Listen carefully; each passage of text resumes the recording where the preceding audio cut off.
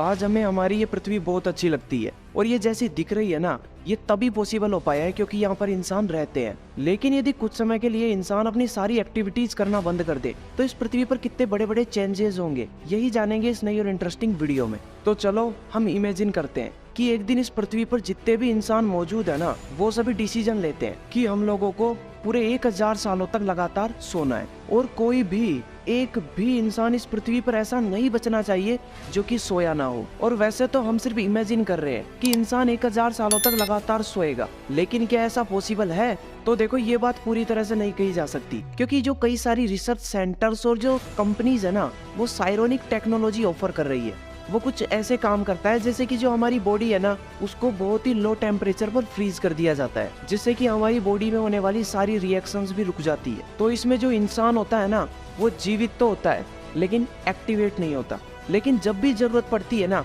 तो उसे एक्टिवेट किया जा सकता है। तो अब इसी तरीके से और इन्हीं टेक्नोलॉजीज की मदद से इंसान 1000 सालों तक सोने के लिए तैयार है। तो अब सारे इंसान वहां पर शिफ्ट होने लगते हैं जहां पर कि वो 1000 सालों तक सुरक्षित रह सके, और सारे इंसान 1000 सालों के लिए गहरी नींद में चले जाते हैं। तो बस यहीं से शुरुआत होती है पृथ्वी के सबसे बड़े परिवर्तनों की, जिनमें कि धीरे धीरे जितना भी अनवांटेड साउंड इस पृथ्वी पर ट्रेवल कर रहा है ना, वो धीरे धीरे कम होता होता बिल्कुल बंद हो जाएगा, क्योंकि ना तो इंसान होंगे और ना ही साउंड को प्रोड्यूस करने वाला ट्रैफिक होगा। और होगी तो सिर्फ एक चीज, चारों तरफ शांति, बिल्कुल पिन ड्रॉप साइलेंस। और इसी शांति के टाइम पीरियड में एक चीज ऐसी है जो कि सबसे जल्दी खत्म होगी, और वो है इलेक्ट्रिसिटी, क्योंकि इसके सिस्टम को मैनेज करने वाला कोई नहीं होगा और ये धीरे धीरे खत्म होता होता बिल्कुल डिस्ट्रॉय हो जाएगा। इसी के साथ जैसे जैसे टाइम निकलता जाएगा ना, हमारे चारों तरफ जितने भी सिग्नल्स है वो सब वीक हो जाएंगे और इनका सिस्टम भी बिल्कुल क्रैश हो जाएगा। जितने भी रेडियोज, टीवी और मोबाइल फोन्स है वो सब काम करना बंद कर देंगे, क्योंकि इन्हें कंट्रोल करने वाले सैटेलाइट्स और इंटरनेशनल स्पेस स्टेशंस, जो कि हमारे चारों तरफ पता नहीं कितनी संख्या में चक्कर लगा रहे हैं, अनकंट्रोल होने लग जाएंगे, क्योंकि इनके सिस्टम को मैनेज करने वाला भी कोई नहीं है।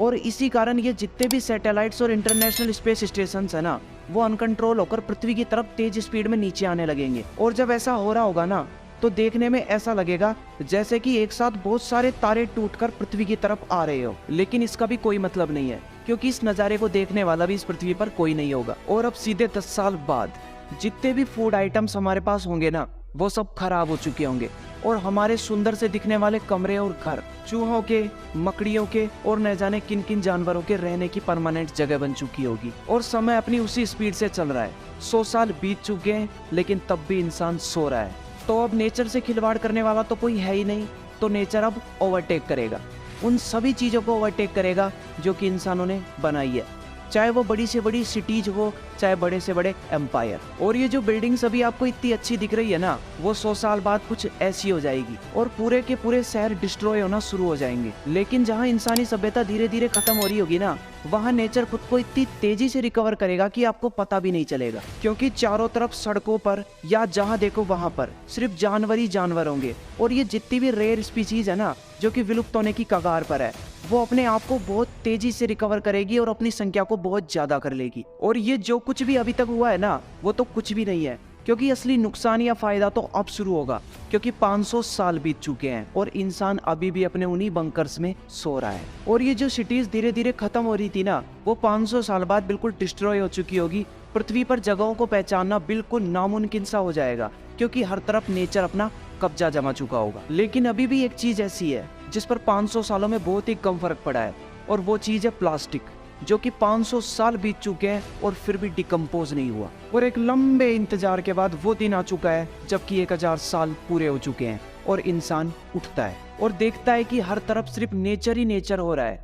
वो अपनी सारी टेक्नोलॉजीज खो चुका है जो कि उसने आज से 1000 साल पहले बनाई थी, क्योंकि 1000 साल के लंबे वक्त के बाद फाइनली प्लास्टिक डिकम्पोज हो चुका है। लेकिन अभी भी एक चीज ऐसी है जो कि डिकम्पोज नहीं हुई, और वो है ग्लास की बोतल, क्योंकि इसे डिकम्पोज होने में लगभग 6 से 7 हजार साल का समय लगता है। और वो जो चेरनोबिल की घटना हुई थी ना, जिसमें इतना ज्यादा रेडिएशन फैला था, वो रेडिएशन 1000 सालों के बाद भी बिल्कुल वैसा का वैसा ही होगा, क्योंकि यार ये रेडिएशन है ना, बहुत खराब चीज है क्योंकि इसे पूरी तरह से हमारी पृथ्वी पर से हटने में है ना बिल्कुल 20,000 सालों से भी ज्यादा का टाइम लगता है। और यदि ये वीडियो तुम्हें मन से अच्छी लगी हो ना तो यार लाइक जरूर करना और कमेंट सेक्शन में जरूर बताना कि ये जानकारी तुम्हें कैसी लगी।